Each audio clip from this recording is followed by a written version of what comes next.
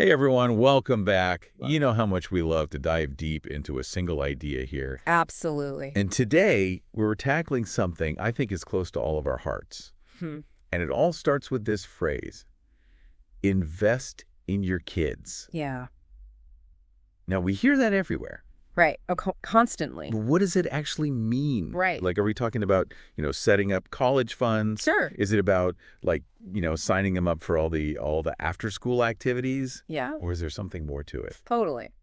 That's what we're going to unpack in this deep dive. I'm excited. I think when you see that phrase, invest in your kids, it really hits you with that word invest, doesn't it? It does. It's the powerful word. It is. When you hear that, what pops into your head? Well, I think, like you were saying, we often immediately think about the financial side of things, like, setting up a college fund or maybe like investing in a 529 plan. But I think the idea of investing in your kids is so much broader than just the financial. Okay, so yeah, it's not just about like handing them a wad of cash when they turn 18. Exactly. So what else are we talking about here? Like what falls under that investment umbrella?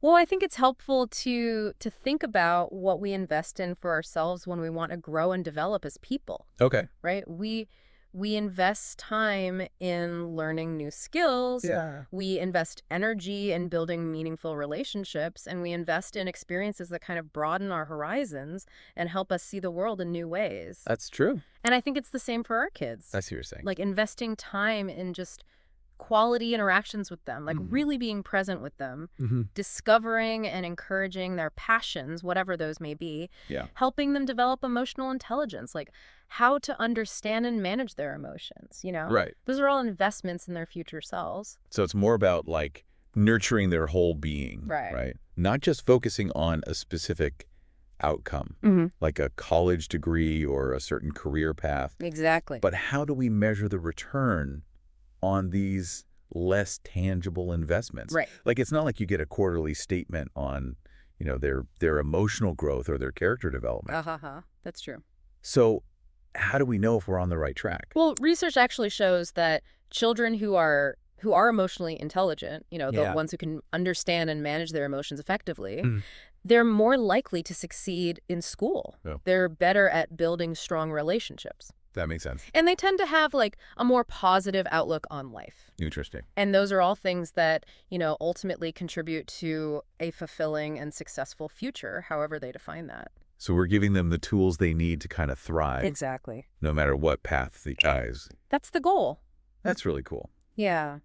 I think it's important to acknowledge that there's not one right way to raise a kid, right? I mean, there are so many different approaches to parenting. Oh, many. And it can be really tough to navigate all those differing opinions, Oh, yeah. especially when it comes to something as crucial as investing in their future.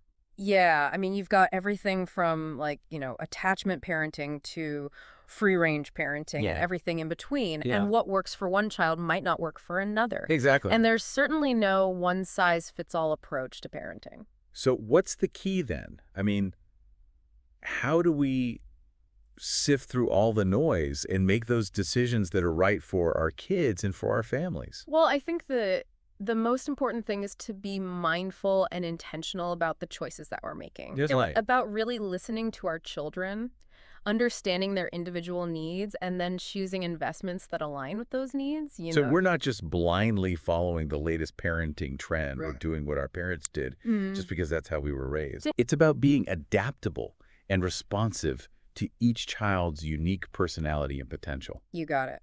I love that. Yeah, and remembering that we're all learning as we go. Mm. There'll be times when we, question our choices, Oh, for sure. when we wonder if we're doing enough Yeah. or even if we're doing too much. Right. But ultimately, it comes down to that consistent effort to create an environment where our children feel loved, supported, and empowered to grow. Okay, so we've talked a lot about investing time, nurturing their passions, fostering that emotional intelligence.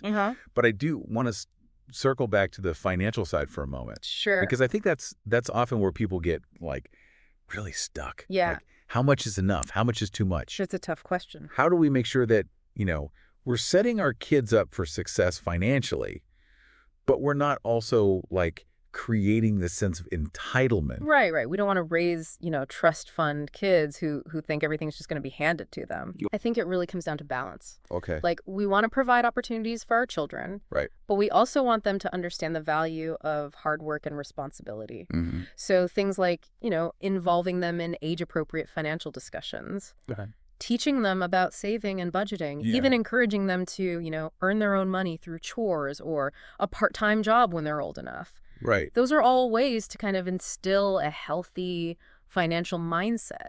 So it's not just about, handing them a blank check when they graduate high school. Exactly. It's about teaching them the skills and values they need to manage money responsibly. Yes. Which I think actually ties back beautifully to that idea of fostering their whole being, right? It does. We're not just giving them money. Yeah. We're equipping them with the tools they need to navigate life's challenges and opportunities. Absolutely. And, thinking about it from like a societal perspective, when we invest in our children in all the ways that we've talked about today, we're not just investing in their individual futures. Right. We're investing in a better future for everyone.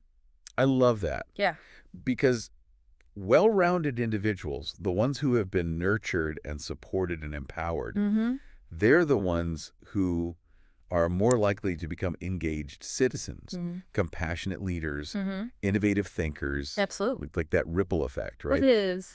Investing of our kids impacts their lives, which then impacts the communities and the world around them. It all comes back around.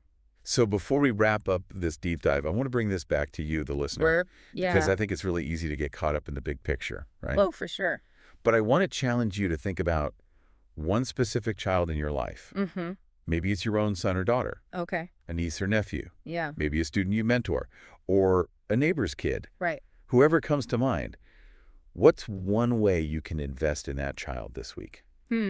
Love it. Maybe it's sharing a meal with them and really, truly listening to what's going on in their world. That's a good one. Maybe it's introducing them to a new hobby or skill that you're passionate about. Awesome. Maybe it's just giving them a big hug and telling them how much you care. Yeah. Whatever it is, make it intentional. Make it count. Love it. Because even small investments, when they're made consistently, Right. can make a world of difference. Totally agree. All right, that's all the time we have for today's deep dive. Wow. Time flies. But keep that question in mind and let us know what you come up with. Yeah, we'd love to hear your thoughts. Until next time, keep thinking deeply, friends. See ya.